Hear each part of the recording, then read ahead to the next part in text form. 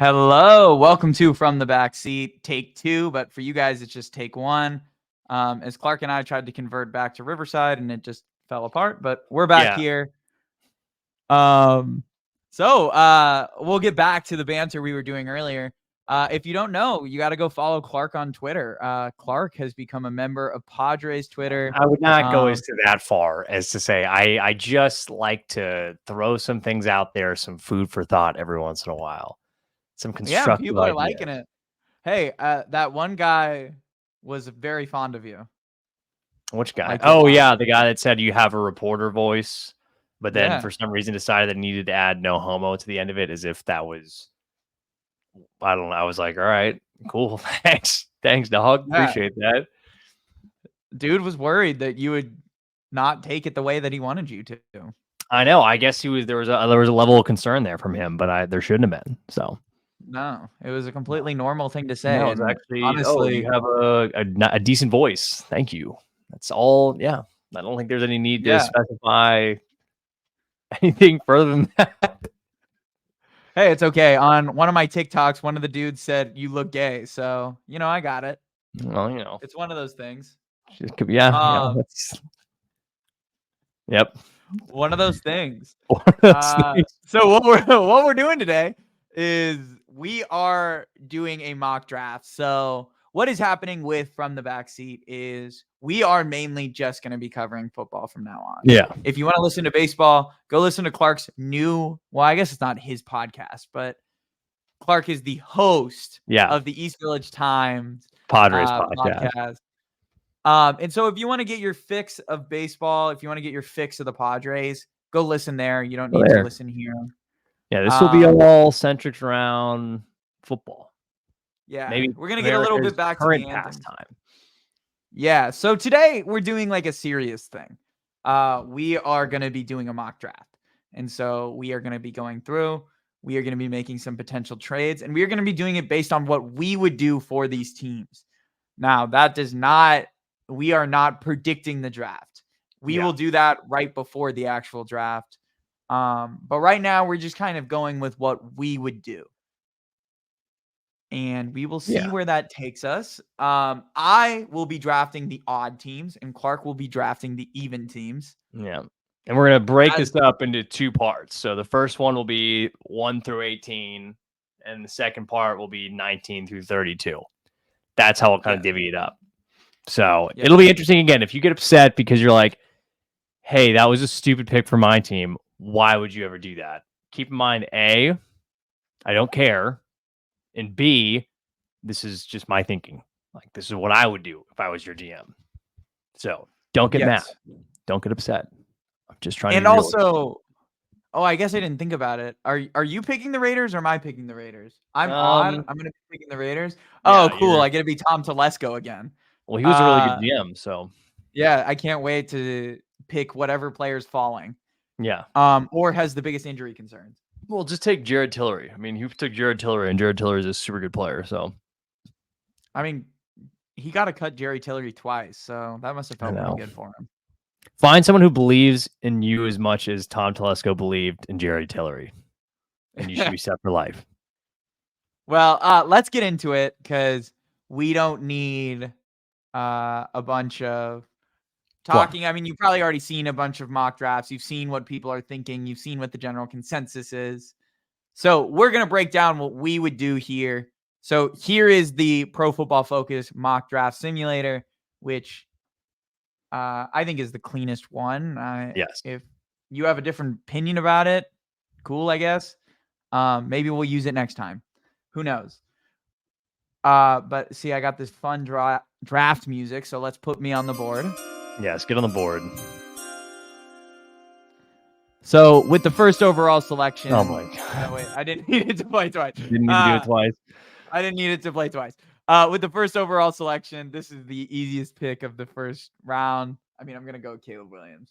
Caleb Williams is a bona fide star. He pretty much has what you're looking for in the modern NFL. He has a big arm. He's got the legs. He's got the accuracy. And most importantly, his off-script plays are like anything else. He is such a good player. I'm a huge Caleb Williams guy. The The nails do not freak me out. The not beating good teams do not freak me out. I love Caleb. I'm a big fan of Caleb, so I'm going to take him here at the first overall pick. Yeah, I think this one's pretty straightforward. There's really no need their explanation. He's the best player in the draft, best quarterback in the draft by far. I think one of the best quarterback prospects of probably the last 10 years, I think you'd certainly say. So if the Bears didn't pick him, that would be shocking. Obviously, they're going to do it. So yeah, Caleb Williams makes absolute sense. Okay, so then that means you are on the clock, and here I'll get your intro music going. All right.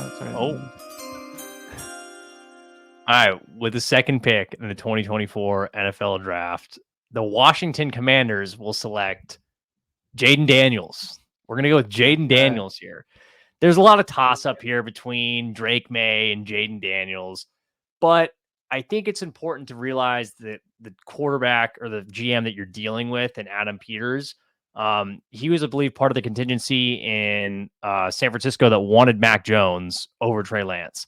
So I think he's a guy who likes a little bit more of, I guess you could say, a refined finished product. And Jaden Daniels is a little bit older. I think there's still a lot of upside there, but I think of the pick between him and May, he's certainly the safer option, I guess you could say, the higher floor. Again, May's got the flashy moments, certainly the super highlight plays that remind you of Josh Allen, but he also has a lot of plays where you turn on the tape and it's like, oh, that's an RPO that you just threw at a guy's ankles that wasn't covered. So for me, Daniels feels like the safer pick. I think it's a route that they go. Washington, you're getting Jaden Daniels. Enjoy. I think he's a very good quarterback. He's a playmaker, good off script. We'll see how it works out. And I want to shout out something because Clark mentioned about Drake May about the missed RPOs. If you don't listen to the QB School, or if you've never watched the QB School, go check him out. His content is great. And a lot of people still narc on him that he was super low on Justin Herbert going into the draft. I mean, that's going to happen. Yeah. I mean, look at Josh Allen. Pretty much everyone was wrong, and it just took the right situation. Yes, Justin Herbert is a great talent, but that doesn't mean it should discredit every opinion he's ever had. Yeah, I think, look, guys have different valuations for every player, for every quarterback. That changes one way or the other. And just in this case, yeah. I mean, just because you had Herbert low doesn't mean you automatically have no idea what you're talking about. It's not how it works. The other thing I want to point out about Jaden Daniels over Drake May, the reason that I think they're going to end up going there is because of the free agency that they had. They kind of stacked up with veterans who are going to raise your floor rather than take your ceiling. Yeah. And I think that kind of benefits itself to Daniels more than May, because Daniels, I feel like, is a little bit more of a boomer bust prospect. So if you put him onto a team that has a very high floor, maybe not that high of a ceiling, you hope that he's the guy who raises your ceiling. Whereas Drake May might not really do that year one. I agree. So now I'm up. Pick number 3, which is the New England Patriots.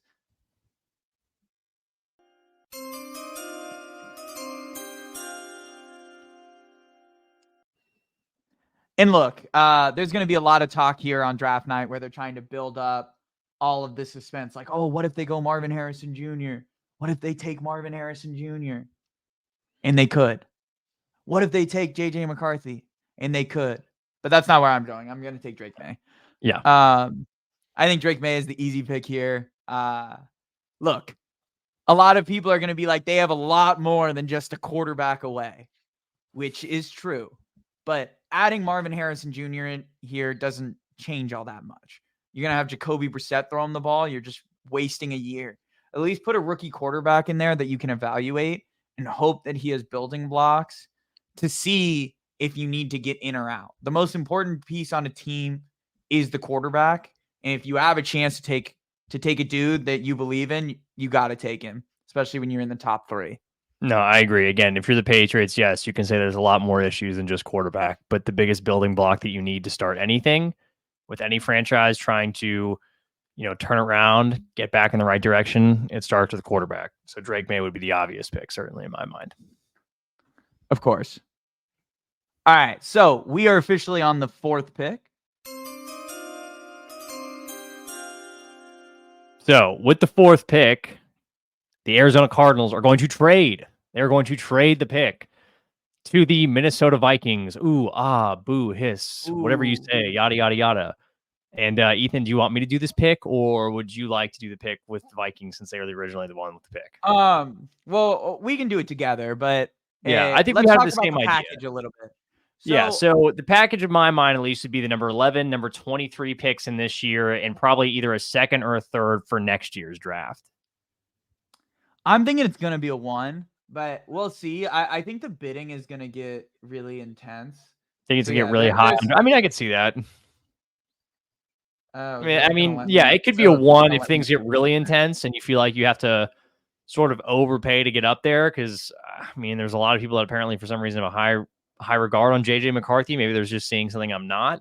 I guess I kind of just gave away who I'm thinking they're going to take. But I think obviously the 11th, the 23rd, and then I think at least for right now, what I think should be a second or a third round pick for next year, but it could become a first. Why isn't it? Oh, it's because I have to pick from one of those. Yep. All right, that's okay. So we'll have you pick.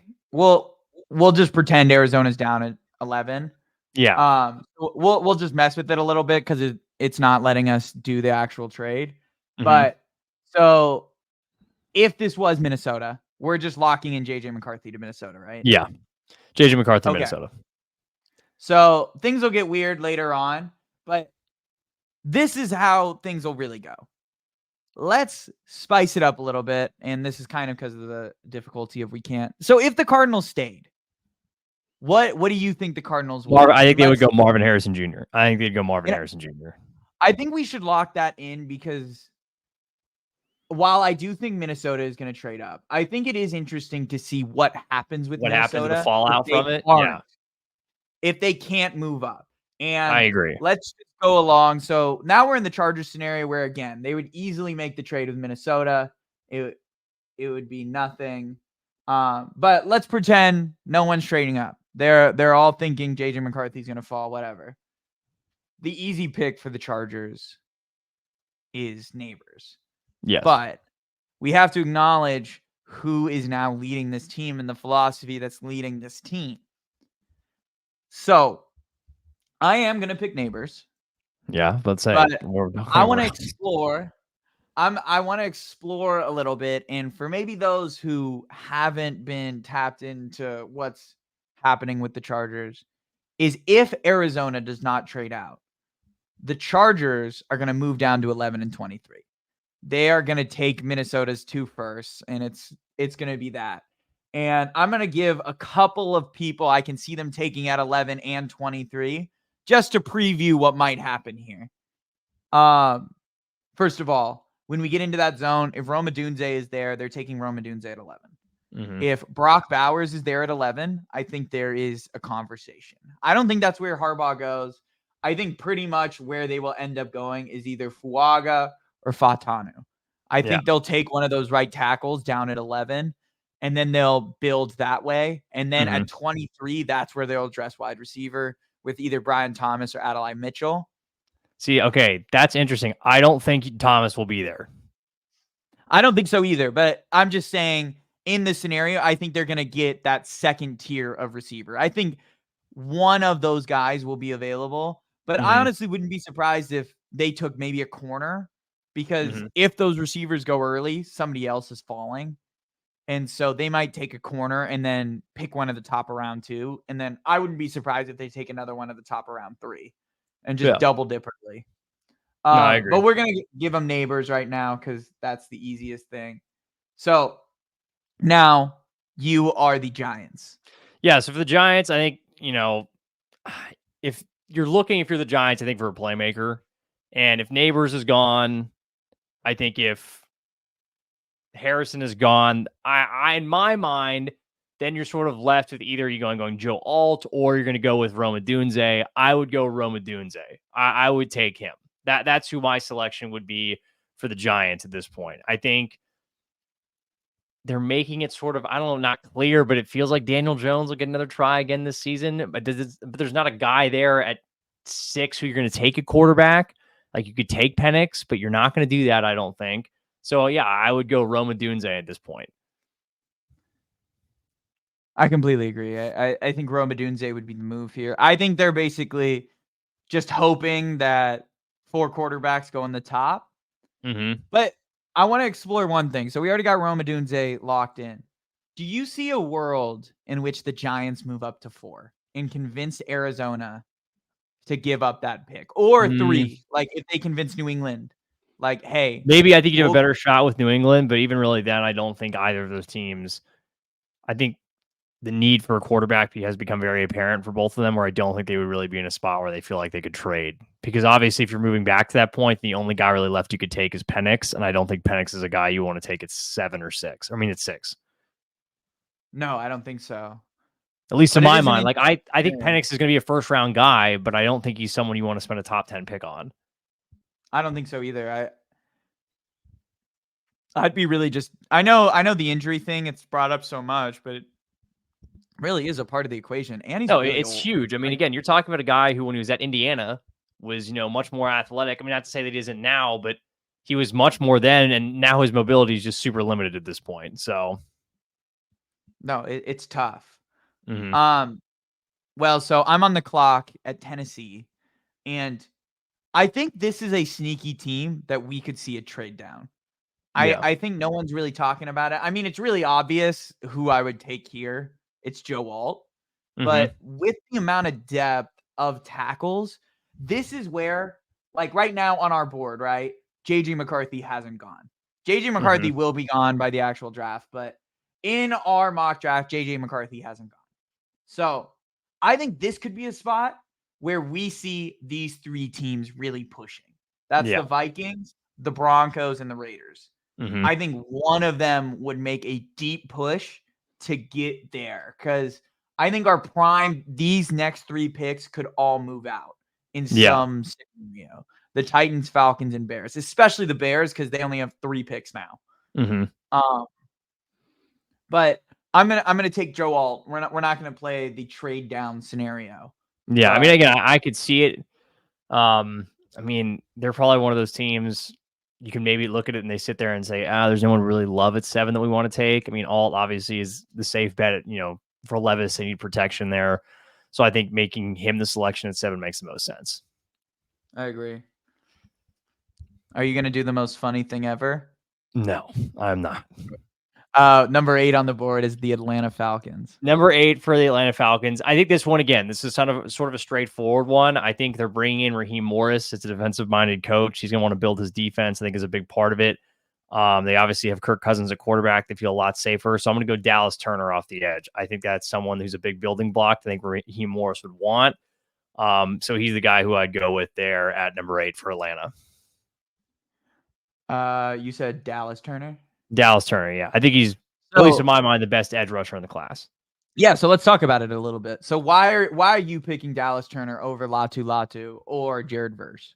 I think in my mind, you're looking at a coach that has been brought in that's a defensive-minded guy. And I think with Turner, he brings a playmaking ability on the edge to rush the quarterback. And for Morris, who played, I forget now, he was either a defensive lineman, I think a linebacker deal. He played in the box.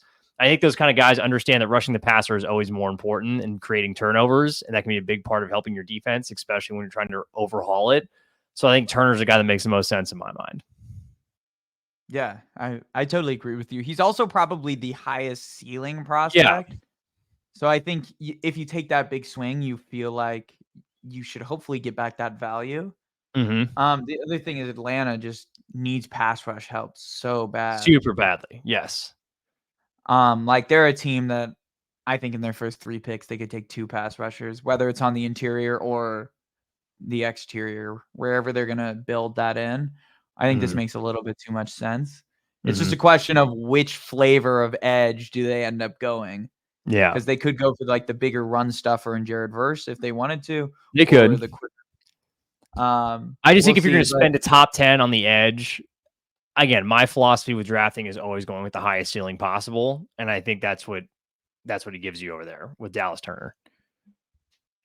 So I'm up on the board with the Chicago Bears. And the Bears, I think, might be the hardest pick so far. Because they are loaded up. And they're acting like a win-now team.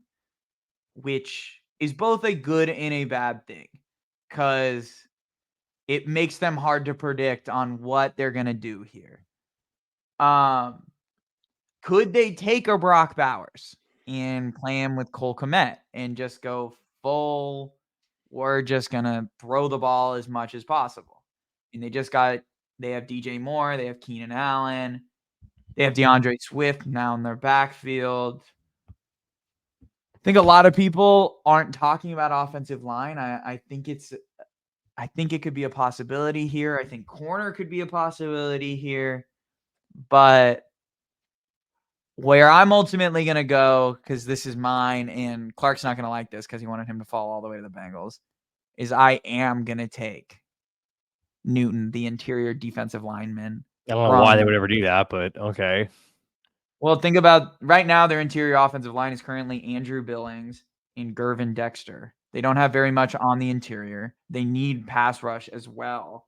I mean, Montez. I mean, again, it's your pick. I think that would be way too early for Newton. Where would you go? Where if you were the Bears, like to me, they would be a prime trade down just because they don't have a lot of picks and like they have enough holes around the roster where I think you got to go one place. I mean, where would you go? I would go Brian Thomas. This early? You're talking about I would go at early? 9. Yes, I would go with Thomas at 9. Really? Yeah. Give your quarterback to me, that's a little too rich. I think you give your quarterback a play toy and you let him try to fire it off early. If I were to take a pass catcher, I would take Brock Bowers over, just because I think Bowers. They already have 2 outside receivers. Like at some point, you're going to be battling touches. Like, yeah, but think about it. No. You got DJ Moore. DJ Moore and Thomas are inherently different receivers. I know, but they also have Keenan Allen. Like, yeah, but he plays in the slot. They're all 3 different types of receivers. I mean, I agree. Like, I understand that they're all different. I just don't know if they're going to allocate resources. I don't think that's the best place to allocate resources so bad. I mean, yeah. Go ahead. No, that's why I would go on defense. All right. I mean, if you want to go Zaire Newton, I don't think I've seen a single place that has mocked him inside the top 10. But that's where I'm going. I mean, I haven't seen Brian Thomas in the top 10. So I mean, I've seen him at as high as like 10 or 11. All right. So you're going to take him at 10? No, I'm not. I'm not going to take him at 10. So actually, where I would go at 10 with the Jets is I would go Brock Bowers. Wow, you would take Bowers here. I would take Bowers here. I think it's a toss up between him and Fugunga. I always mess up his name. How do I say his last name from Morgan State? Fugunga. Yeah, I'm sorry, Fugunga. There's a toss up between Fugunga and Bowers, but still, I know they lost. I mean, Mekhi Becton is gone. But Mekhi Becton is not big of a deal. Fugunga, I think, is just like, yeah, you could take him, but I also feel like they think maybe we only have 1 year Rodgers left. Really, do we really want to try to go for it all? Do you give him a big target in the middle of the field? So I would go Bowers at 10. He's a win now pick, certainly, but that's who I would go pick. I mean, it's totally a win now pick, and to be honest, and this is me criticizing the roster management that they would do there. Yes, they got Morgan Moses, they got Tyron Smith, which on paper is great, but you're relying on your quarterback and your 2 offensive tackles are all over the age of 36. Yes. You're relying on a lot of things to hope that you have no depth at, that it's all going to work out, which if it works out, great. Like, then you're a loaded roster. See, like that's my thinking though with Bowers here. Is I think you legitimately have 1 year left of Rodgers, and like you have to try to win something now with it. So why not? I know. So that's my thing. And the other thing I think you can convince yourself is like, if it doesn't work out with Rodgers, if you draft a quarterback next year, they should come into a good, like, because they would have Bowers and Garrett Wilson. Yeah. So hopefully you have those toys to play with. Yeah. So yeah, it's just more my thinking. That's who I would go with. Well, so at number 11, Minnesota Vikings, they're going to get JJ McCarthy. They're going to get him way earlier in the draft. Yeah, they're going to get him way earlier. For the sake of organization and what we can do on here right now, yes. Yeah. So they have JJ McCarthy. We don't need to talk about it a lot. McCarthy, everyone has an opinion on. Everyone's like, oh, he's a bust. Oh, he's so good. Look, if the right team drafts him, he's going to be good because he has the physical talent to do so. Mm-hmm. It's just getting him in the right system. And I think Minnesota is, if you were to pick a perfect system to drop him into right now, I feel like out of all the options, it is the best. even out of those top, maybe besides for the Bears.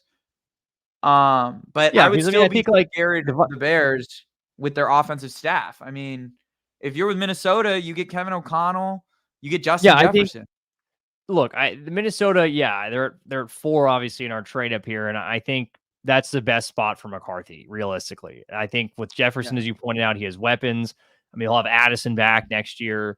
He'll have Kevin O'Connell, an offensive-minded head coach. Daniil Hunter's obviously gone to the defensive side of the football, but coming into a situation for McCarthy, yes, it's super quarterback friendly right away, and it's a system that he can certainly grow in. So for him, it's probably the best spot that he can go to. So I don't know. My opinion of McCarthy is I feel like he's a guy that gets a GM and a coach fired, but that's just me.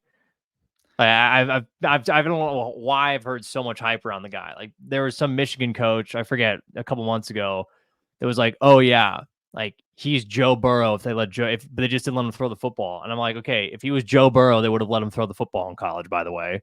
So how does that make sense? So I don't know. I get he's like an athletic freak. He's got a big arm. I don't buy That's him. the thing. That's like I get why an NFL organization could be like, I can fix this guy. Because he has the athleticism, he has the arm, he has some of the pocket presence. So like, and he has the stereotypical build. Like, if you were sitting there, you're like, oh, this Do you could think he has the work build? out. I think he's small. I think he is small too, but what I'm saying is like he's not like Kyler Murray. Like he's fine as a quarterback. I don't know. My He reminds thing me of is Zach just Wilson. like I think he's Zach Wilson. he is very similar to Zach Wilson, except JJ McCarthy has played against better competition. No, he did, and that's a big thing for him. But he also handed the ball off, if he wanted to, 30 times a game to Blake Corum. He had the best offensive line in the country if he wanted it. He had the best defense, arguably, in the Big Ten, certainly. I mean, speaking of, Jim Harbaugh deserves an award for how much he's just pushed this guy up boards that might. Do you think it's? I think it's just people generally. I think he is a classic case of, people realize, oh no, the quarterbacks at the top are going to be gone, and he just gets propped up because people become quarterback needy because it's a quarterback-driven league. I agree. And again, I can see a team, especially if you're RPO based, like Minnesota. I could see you sitting there being like, you know what?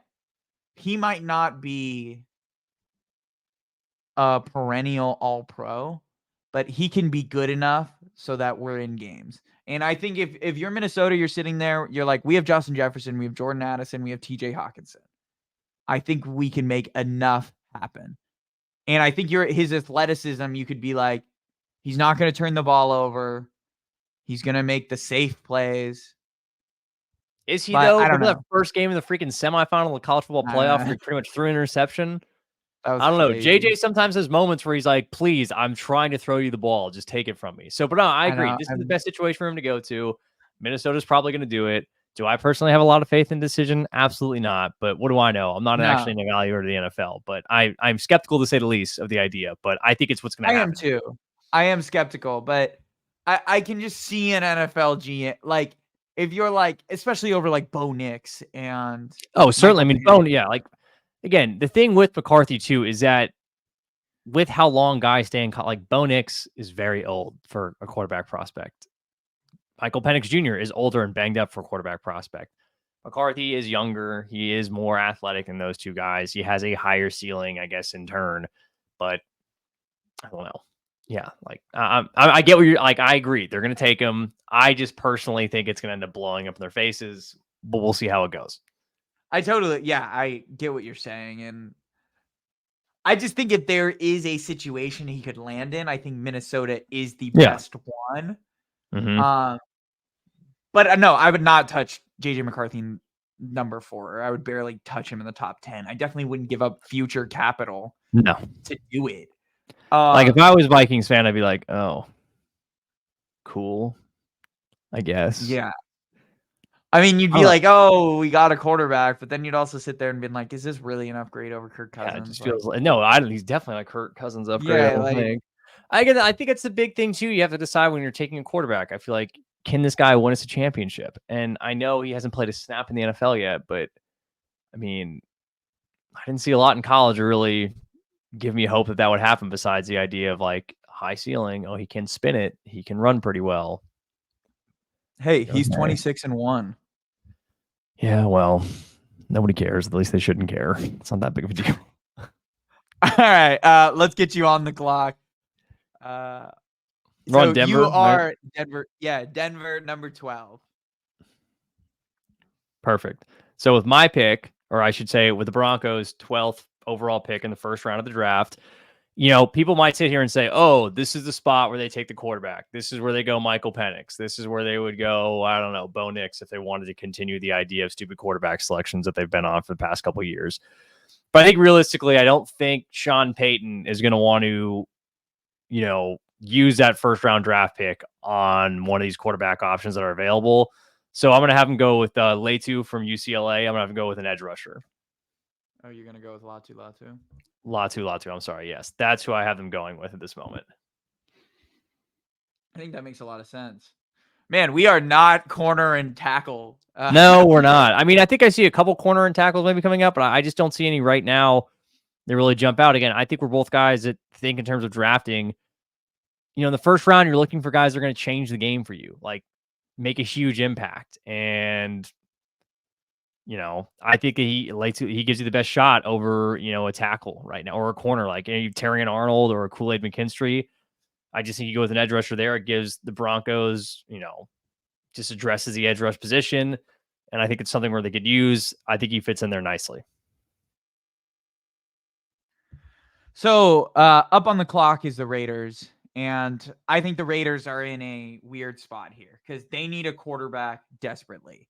But the other thing is, and I don't think people really realize this outside of Chargers fans, Tom Telesco makes the flashiest signings and then signs nothing else. Do you know they've signed one free agent and it's Christian Wilkins? That's all they've done. All he did. And that if you had to wildly overpay for him too because it was a bad team tax. I mean, technically that isn't true because they also signed Gardner Minshew and Alexander Madison. But I don't think we're sitting here like, wow, great job, guys. So they could conceivably go a lot of places. And I think what would make the most sense for them would be taking another corner, but I just don't see Tom Telesco doing that. Right now they have Nate Hobbs and they have Jack Jones, one in the slot, one on the outside. Now, they could take another corner. Ja'Carry Bennett is their other guy, and he isn't that good. I just think for them to actually build this thing, and if they really want to do this thing with Gardner Minshew and Aiden McConnell and like semi make it work, I think you got to go offensive line. And just hopefully keep him upright because the only way he's going to succeed is if he has a bunch of time. So I'm actually going to skip down a little bit and I'm going to go Fashanu. So I'm going to go Olu Fashanu from Penn State. All right. Interesting. I think because they have Colton Miller at left tackle, but I think they want to take more of the flexibility of that he could play either side. Whereas if you're taking a Fuanga, if you're taking a CJ Latham, you're kind of pigeonholing him into right tackle. And I think the goal with this pick is that eventually you don't have to re-sign Colton Miller and you can move him back over to the left side. Yeah. And so I would take the raw prospect, Olu Fashanu, if I were in the Raiders position, but this is Tom Telesco, so he's probably going to take CJ Latham, just to be honest. But that's what I would do. No, I agree. I think it's sound enough thinking itself. All right. Well, you're on the clock with the New Orleans Saints. Yeah. So Olu was a guy who was going to think about taking with the Saints there. I think they kind of need to restart at offensive tackle. Trevor Penning hasn't been very good. Ryan Ramczyk, I don't think he's going to be healthy for the start of the season. So you kind of have to think again. I think you go with an offensive tackle in this situation because, again, if you look at the guys available, really not a wide receiver at this point. I think you really consider taking quarterback. I don't think they go after a guy like Penix. Obviously, they still have Derek Carr there. It was a different situation if they were higher up, then maybe you look for a successor. But I think at this point, then you go with the best maybe tackle available, which is the Oregon State kid, Talisi Fuanga. Is he still available? Yes, obviously. Yeah, so I would go there. I think that makes sense. And you'd be drafting him to be on the left, or are you giving up on Trevor Penning? Look, so if I'm taking Fuanga there, I might be giving up a Penning at that point. He's been very bad over 2 seasons. Maybe switching He's over to been the really right. bad. So switching him over, I wouldn't want to really switch, Fuanga from his natural spot. So I'd be more inclined to keep him there, switch Penning over. Again, Penning hasn't been good. I don't know. Again, Ryan Ramczyk's a huge question mark at this point. And if you're really going to try to go with a Derek Carr, you kind of need the best protection possible that you can get. And that way, if Penning continues not to work out right, then if Ramczyk's healthy, then you can figure it out from there. But I have really little no faith at this point with Penning. So Yeah, I get it. Totally understand. And honestly, they need as many premium players as they can get because their cap. Well, because they're in situation cap is hell. so- I mean, they can't do anything with the salary cap situations that they're currently in. So they need to get as many players as they can that can at least be cheap and I mean, you can contribute. only restructure a contract so many times. You can only do Yeah. that so many times. So with the Indianapolis Colts, I think they go one of two ways. I think if Brock Bowers is on the board at 15, I think they'd take Bowers. Yeah. I think it makes sense. Give Anthony Richardson a nice, easy target in the middle of the field. I think that makes a ton of sense. Obviously, he's not here right now. They can go wide receivers, so they can go the Brian Thomas route, which I could see them doing, but I think they would wait, especially with the way the cornerback board has fallen. Right now, they have their pick of corner at 15. Mhm. And they need outside corner help. They also need safety help, but we're not going to take a safety here. So it's the question of what flavor of corner do I think they're going to go? Are they going to go with Terrion Arnold, which is a more like press corner who probably has a fairly high ceiling, but you probably know what you're going to get. You're hoping for a Pro Bowl player, probably never going to ascend into that all-pro category. Or you can take a Quinyon Mitchell, who is a much faster player, much more all-around, but a little bit more unknown. Come from Toledo. You're more projecting based on a Senior Bowl performance. Yeah. And so where I'm going to go personally, and I think it just makes sense from Chris Ballard's point of view, is I think he would go Arnold and hope that the Alabama kid can be his number one corner. And maybe at 15, he's probably happy being like, yeah, I'm getting a pretty solid player. Hopefully he's a Pro Bowl at some point. I'm going to put him next to Kenny Moore, and then I can have him play the outside. And I know I got my outside corner figured out. So that's where I'm going to go. Yeah. I mean, I could have seen Quinn Mitchell, I'm sorry. Like, that would have been an idea, would have been open to. I think Gus Bradley definitely likes his lockdown corners.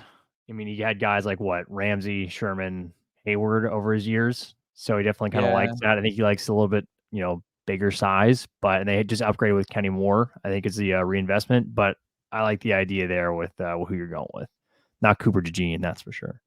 I mean, PFF loves Cooper DeJean. I mean, it might make sense for the Colts because they need safety help too, and you could play Cooper DeJean.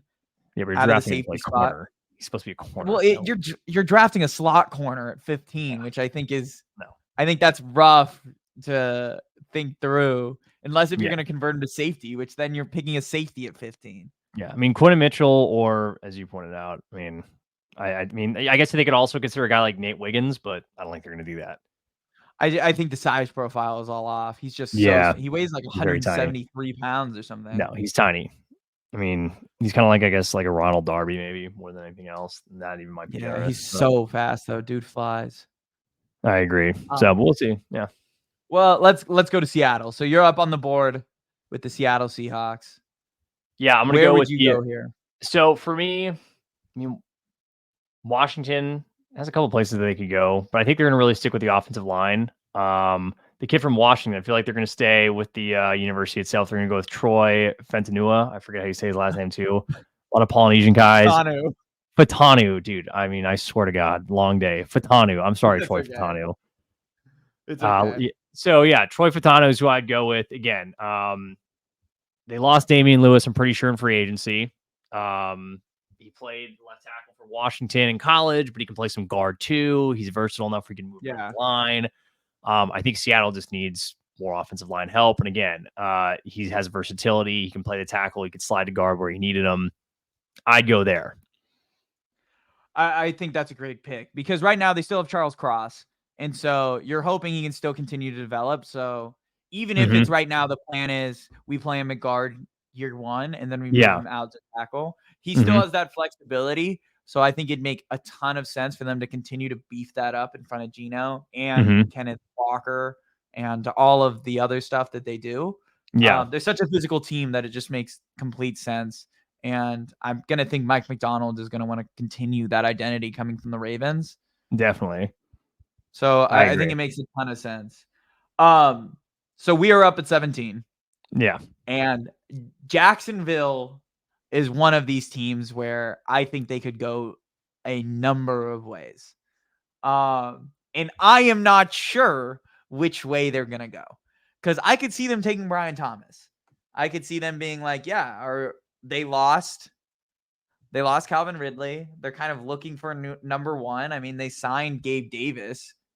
They still have Christian Kirk out of the slot. I don't know if you're confident in that receiving core. So I could see them going that way. Again, they're another team that I could see them going after corner. I mean, right now, Tyson Campbell is their number one, but then they got Ronald Darby currently starting on the other side. I don't think you feel that confident about Ronald Darby at this stage as your outside corner. No, I don't think so either. I agree. I think Darby's more like the stopgap, right? I mean, that's kind of like the veteran corner you bring in to be like, hey, this is who we're going to kind of roll with for a little bit, but you hope. Like I remember when they signed Darby, I feel like that is sort of almost in a way a signal that you go corner later on because you're like, you can fill in for 8 games. We'd like to hand the keys to someone else there in the near future. For sure. So I could see them going multiple ways. Like I could even see them going like a Brian Murphy, go interior offensive line. I could see them, if they're sitting here with Jared Verse on the board, I could see them being like, yeah, we'll take another edge. I mean, they have Trayvon Walker, they have Josh Allen. And so they have what you think would be a good edge duo, but I don't know how they feel about Trayvon Walker. Like, I mean, yes, he was the first overall pick, but that doesn't mean that they're confident about him moving forward. I'm not going to go there. And I think what I'm going to do, and this is my guess of what they're going to do, because right now they're a very strange organization. I'm going to take Brian Thomas. Okay. So I'm going to take the receiver because I could see them being like, we need another pass catcher. We need to evaluate before they have to pay Trevor. I think they really need to know where he's at. And I think to do that, you got to put another piece around him. And so I'm going to take Brian Thomas. And I don't know if you were feeling this way. My dream for the Bengals is that Brian Thomas is on the board for them. Well, so here's the thing. If that was the case, then you would have the possibility of being like, all right, we could move T. Higgins. I would have loved if he would have been available to be there. I actually don't know if he would have been my favorite guy to have as a possibility, though, overall, out of everyone. Because my real dream guy is a guy, for some reason, he took a 10, for Christ's sake, which is Zaire Newton. Because with DJ Reader gone, as much as I love Sheldon Rankins and I love BJ Hill, like, you need a run stopper. Like, teams gashed us last year. Even with DJ Reader on the field, teams were averaging almost like 40 yards a pop. That can't happen, especially in the AFC North, where you're going to be facing teams that just love to run the football. So I think for the interior, the defensive line would be the area to be addressed. I know for the Bengals, Bauer's been brought up. Bowers is like a luxury pick, and I think there's certainly a case if he was still here to go for him. Yeah. Same with Brian Thomas. Like, those are picks that I still think would help them win. I think would certainly make their championship years better this season. But I really think that they need to go address either the offensive line or the defensive interior line. And for some reason in my mind, I'm like bigger on the defensive interior line. I can't get over how well the teams just ran the ball against us this past season. I know we only have a 1-year deal with do you want me to open up defensive linemen? No, I know we're going to take. If this is who we're on, I would go with Byron Murphy II. That's who I would go with. Okay. Byron Murphy II out of Texas is who I would make the move on. Like, again, I want to ask you one thing. Yes. Before you lock in the pick. So you would not take Quinyon Mitchell. You would not take the fallen corner. No, I don't think that they would. And here's the reason why. I still think they believe in DJ Turner, who they took in the second round last year. You still have Cam Taylor-Britt, who I think that they like. I still think that they make, before the draft occurs, before the offseason is over, one more signing of a veteran corner who I think they go ahead and roll with their third spot. I wouldn't be surprised if Stephon Gilmore is a Bengal by the end of the offseason. I think while it would be intriguing, I'm not writing off the idea of corner because this is a franchise that over the years has really liked taking corners, especially in the mid 2010s when they took Kirkpatrick, William Jackson III, Darqueze Dennard, like 3 different corners in the top in their first round over like a course of 5 years, which is crazy. That said, I still don't feel like corner's the need of most right now. It's either interior offensive line or you're going to go ahead and go with the tackle position. So I want to ask you.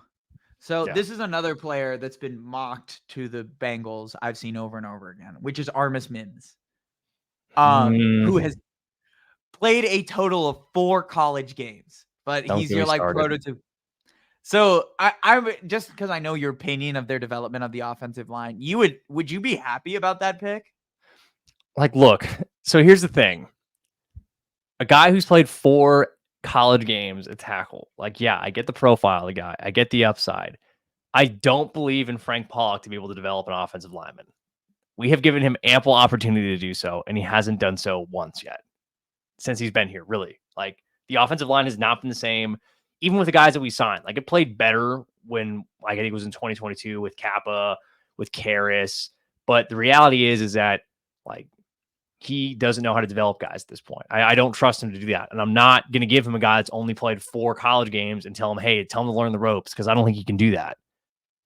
So that's why I'd be like, if there's a tackle that we would take, like, have to be someone who has more experience.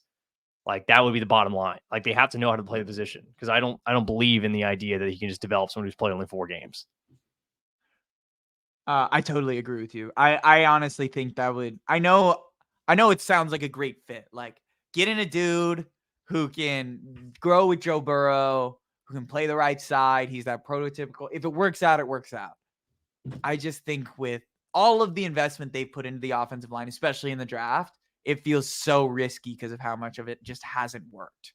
Yeah, I agree. I think, again, you've had too many times where it just hasn't worked out. And I'd prefer to sign offensive lineman at this point until we get a new offensive line coach, because at least you have guys coming in that knowing what they're doing and their veteran presence rather than just some kid.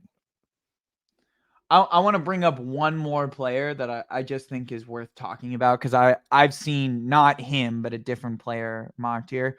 If Jared Verse or Latu is still on the board or Dallas Turner, would you go edge rusher just because of the premium position part? Yeah, I mean, I think certainly, but you have to, again, realize the organization you're dealing with at this point. Like, they took Murphy in the first round last year. I think they're banking a lot on him in this year.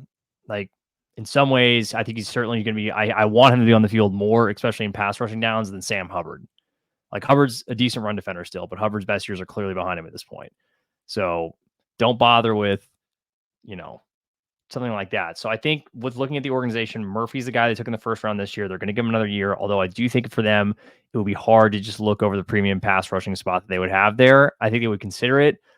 But I still think, again, they're going to be a team that wants to address more physical in the trenches. So I think it would still be interior defensive line or an offensive tackle at that point. And then I got one more question for you, and then we can sign off. So with all that available on the board, if a team called to trade down, would have you moved down knowing what was on the board? I mean, again, it kind of depends on what transpires in front of you.